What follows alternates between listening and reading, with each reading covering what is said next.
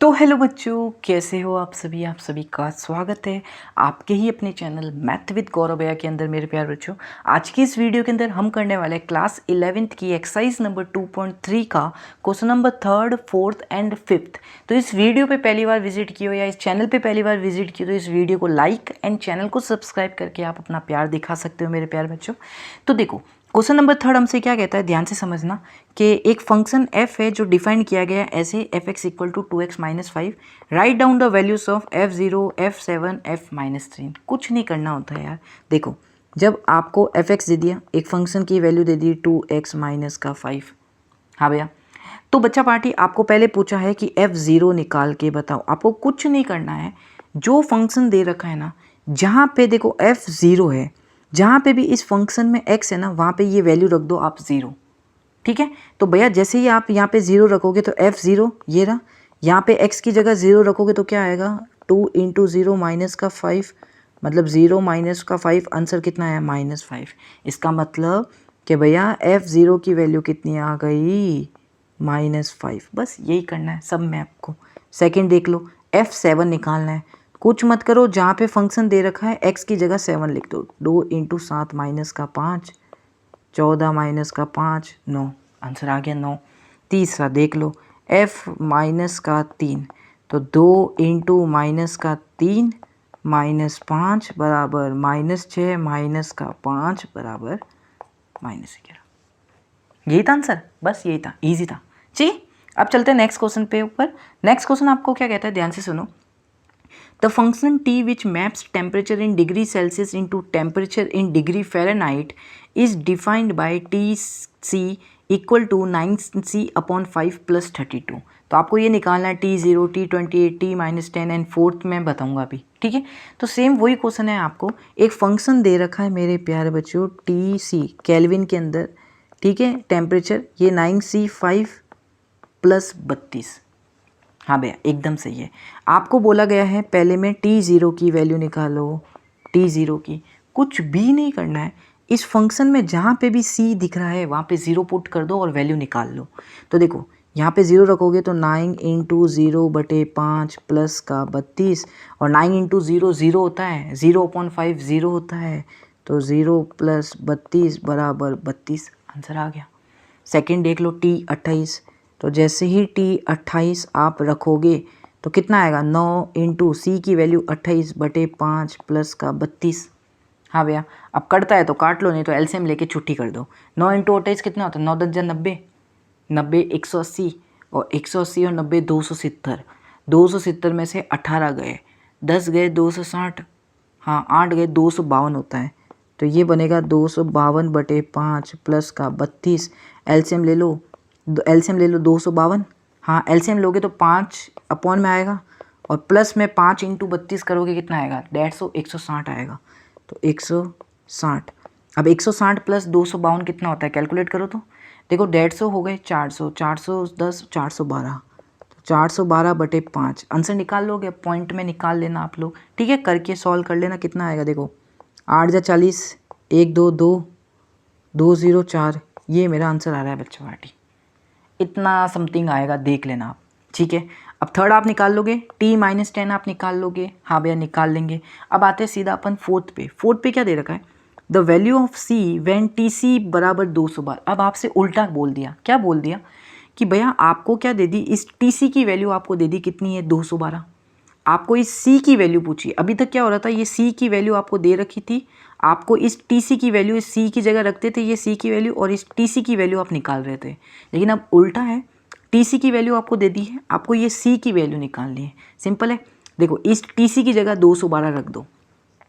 ये पार्ट है चौथा। TC की जगह 212 रख दो, 212 रख दिया, बराबर 9c/5 प्लस का 32 हो गया। हाँ भैया, अब ये हो जाएगा 212 माइनस का 32 बराबर 9 × C/5। 32 कहेंगे कितना बचेगा 180, बराबर 9 × C/5। अब ये 9 से 1, 9 से 20, तो ये हो जाएगा 20 = C/5। तो यहाँ से C की वैल्यू आ जाएगी 5 × 20 बराबर 100। बस ये आपका था क्वेश्चन नंबर 4। थर्ड पार्ट का आंसर आप मुझे कमेंट करके बताओगे क्या आ रहा है। ठीक है, अब चलते हैं नेक्स्ट क्वेश्चन की तरफ, आ जाइए। नेक्स्ट क्वेश्चन है क्वेश्चन नंबर 5, जो कि क्या कहता है, find the range of each of the following function. इन सारे फंक्शन की रेंज बतानी है। रेंज का मतलब भैया आउटपुट क्या क्या आएगा, मतलब ये जो y की वैल्यू x की वैल्यू रखते जाएंगे तो y की वैल्यू क्या क्या आती जाएगी, ये कैसे निकालेंगे। देखो ध्यान से समझना है यार। सबसे पहला दे रखा है आपको f(x) बराबर 2 - 3x, और आपको क्या बोला गया है कि x जो है, मतलब ये जो x की वैल्यू आप रखोगे, ये क्या रखनी है, रियल नंबर, कोई भी रियल नंबर रख सकते हो, और जो आपका ये x होगा ये हमेशा ग्रेटर देन 0 होगा। हाँ भैया ठीक है। तो देखो यार, हमें आउटपुट क्या मिलेगा, आपको पता है, इसको y भी लिख सकते हैं। हाँ भैया, हमें आउटपुट क्या मिलेगा, x की वैल्यू में कोई भी रियल नंबर रखता जाऊँगा जो कि 0 से बड़ी होगी, तो मुझे आउटपुट हमेशा y की वैल्यू क्या क्या मिलती जाएगी। तो ध्यान से देखना, ध्यान से देखना भैया, x हमारा क्या है, 0 से बड़ा। हाँ भैया, इस कंडीशन को लेके अपन y की वैल्यू निकालेंगे। कैसे, देखो x क्या है मेरा, ग्रेटर देन 0। हाँ भैया, अब आप ट्राई करो कि इस x की जगह आप ये फंक्शन बना पाओ, ये वाली वैल्यू बना पाओ 2 - 3x, ताकि मैं उसको y लिख सकूँ बाद में इस इनइक्वलिटी के फॉर्म में। अब कैसे लिखोगे, देखो पहले x के साथ क्या है, 3 है, तो भैया क्या करना पड़ेगा, दोनों तरफ 3 से मल्टीप्लाई करना पड़ेगा।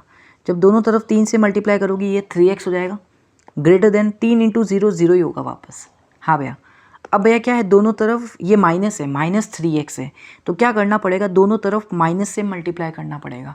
और आपको पता है कि इन इक्वलिटी में जब भी आप दोनों तरफ माइनस से मल्टीप्लाई करते हो तो इन इक्वलिटी का साइन चेंज होता है। हाँ भैया, तो यहाँ पे लिखोगे -3x लेस देन हो जाएगा 0। क्यों भैया, क्योंकि माइनस से मल्टीप्लाई कर रहे हो ना, अरे -0 और नॉर्मल 0 बात एक ही है भाई, इसीलिए लिख दिया। ठीक है, तो इन इक्वलिटी का साइन चेंज हो गया, माइनस आ गया। अब क्या किया रखा है, यहाँ पे 2 ऐड करना है, दोनों तरफ आपको क्या करना है, 2 ऐड करना है। तो दोनों तरफ 2 ऐड करोगे तो ये हो जाएगा 2 - 3x लेस देन, यहाँ पे 0 है तो 0 + 2 कितना होगा, 2, तो ये हो गया 2। हाँ भैया, अब भैया 2 - 3x को मैं क्या लिख सकता हूँ, y, तो y लिख सकते हो, तो यहाँ पे क्या आ जाएगा भैया, y लेस देन 2। यही तो आपकी रेंज निकल गई, यही तो आपकी रेंज निकल गई। यही तो निकालना था कि y की वैल्यू क्या क्या आ सकती है। तो क्या बोल रहा है कि y की वैल्यू जो है वो लेस देन 2 आएगी आपकी हमेशा। तो या तो ये लिख दो रेंज के फॉर्म में, या तो ऐसे लिखने जाओ इंटरवल के फॉर्म में, तो -∞ से 2, ये आपकी रेंज होगी मेरे प्यारे बच्चों, ये आपकी रेंज होगी पहले की। हाँ भैया, अब दूसरा देखो, दूसरा कहता है f(x) बराबर x² + 2। x कोई भी आपका रियल नंबर है, ठीक है, x आपका कोई भी रियल नंबर है। हाँ भैया, अब दिमाग लगाना भैया, y क्या आएगा, आउटपुट क्या आएगा, ध्यान से समझना भैया, ये है प्लस का 2। हाँ भैया, और x आप कोई भी रियल नंबर रख सकते हो। हाँ, तो कोई भी x का रियल नंबर रखोगे तो रियल नंबर का स्क्वायर हमेशा पॉजिटिव होता है। मतलब भैया ये जो वैल्यू है x², ये हमेशा पॉजिटिव होगी, या तो 0 होगी या 0 से बड़ी होगी, 0 से छोटी कभी नहीं होगी, क्योंकि स्क्वायर है। x² हमेशा पॉजिटिव होता है अगर x आपका रियल नंबर है तो। हाँ भैया, समझ में आ गया। तो बच्चा पार्टी ध्यान से समझना, ध्यान से, ये वैल्यू हमेशा पॉजिटिव होगी, ये पहले से ही पॉजिटिव है, दोनों पॉजिटिव वैल्यू को ऐड करोगे हमेशा आंसर आपका पॉजिटिव आएगा। हाँ भैया, इतना समझ में आ गया। हाँ भैया, अब देखो ध्यान से भैया, यहाँ पे है स्क्वायर, x² है, तो भैया x की वैल्यू में सबसे छोटी क्या रख सकता हूँ इधर, 0, क्योंकि रियल नंबर में 0 आता है। हाँ भैया, तो जैसे ही आप x 0 रखोगे तो y की वैल्यू कितनी मिलेगी, 2, 0 का स्क्वायर 0 होता है और 0 + 2 2 होता है। y की वैल्यू आपको, ये y भी लिख सकते हो ना, इसको आउटपुट जिसको कहते हैं, जिसको रेंज आती है। हाँ भैया, तो ये हो गई 2।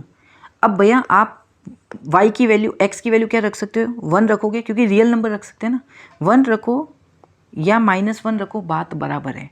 1 रखो या -1 रखो, बात बराबर है, क्योंकि यहाँ पे स्क्वायर है, स्क्वायर होने से इन दोनों की वैल्यू सेम आएगी, और +2 करने पे उसकी भी वैल्यू सेम आएगी, इसलिए।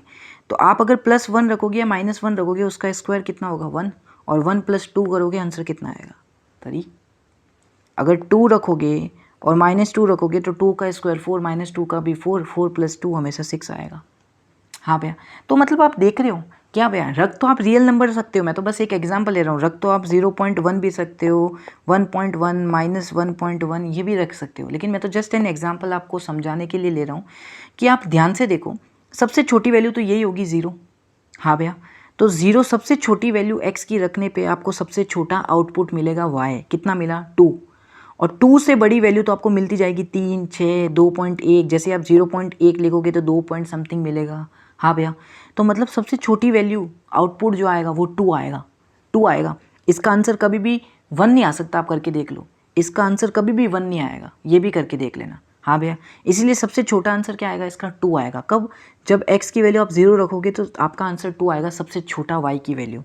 बड़ी कितनी भी आएगी, 3 आएगी, 6 आएगी, जैसे जैसे आप इस x की वैल्यू को बढ़ाओगे, इंक्रीज करोगे, चाहे नेगेटिव में करो या पॉजिटिव में करो, आंसर हमेशा आपका आना तो पॉजिटिव ही है, लेकिन बड़ा आता चलेगा, देखते रहना। तो इसका मतलब मैं कह सकता हूँ कि भैया इस फंक्शन की जो रेंज होगी, इस फंक्शन की जो रेंज होगी वो कहाँ से लेके कहाँ तक, या तो 2 होगी या 2 से बड़ी इनफाइनाइट होगी। 2 से इनफाइनाइट होगी, मतलब इनके बीच में कोई भी नंबर आ सकता है, 2 भी आ सकता है, ये ध्यान रखना। हाँ भैया, समझ में आ गया? कोई भी डाउट ना भैया? अब चलते हैं थर्ड कहता है एफ एक्स बराबर एक्स है, एक्स कोई भी रियल नंबर है। ये तो बहुत सस्ता क्वेश्चन है, मैं करूँ कि भी नहीं करूँ चलता है भैया। थर्ड क्या कहता है कि एफ एक्स बराबर एक्स है और एक्स मेरा रियल नंबर से बिलोंग करता है। अरे भैया, एक्स की वैल्यू आप कोई भी रियल नंबर रख सकते हो भैया, ये तो क्या है, वाई ही है। जो एक्स की वैल्यू रखूँगा वही मुझे आउटपुट में मिल जाएगी। ये तो आइडेंटिटी फंक्शन हुआ, हमने पढ़ रखा है। और आइडेंटिटी फंक्शन की रेंज क्या होती है? रियल नंबर ही होती है भैया। इसकी रेंज क्या होगी? रियल नंबर ही होगी। अरे भाई, जो आप x की वैल्यू रखोगे वही तो आउटपुट में मिलेगा, और x की वैल्यू आप कोई भी रियल नंबर रख सकते हो, तो रेंज भी आपको y की वैल्यू भी क्या मिलेगी? कोई भी रियल नंबर। तो रेंज क्या होगी? Real number. तो ये होता है मेरे प्यारे बच्चों आपका क्वेश्चन नंबर 5th, ये था 4th और ये था 3rd। आई होप आपको समझ में आया होगा। तो इस वीडियो को लाइक एंड चैनल को सब्सक्राइब कर देना। बाकी के एनसीईआरटी सॉल्यूशंस के भी आप मजे ले सकते हो। ठीक है, मैं मिलता हूँ नेक्स्ट वीडियो के अंदर नेक्स्ट सॉल्यूशंस के साथ। तब तक के लिए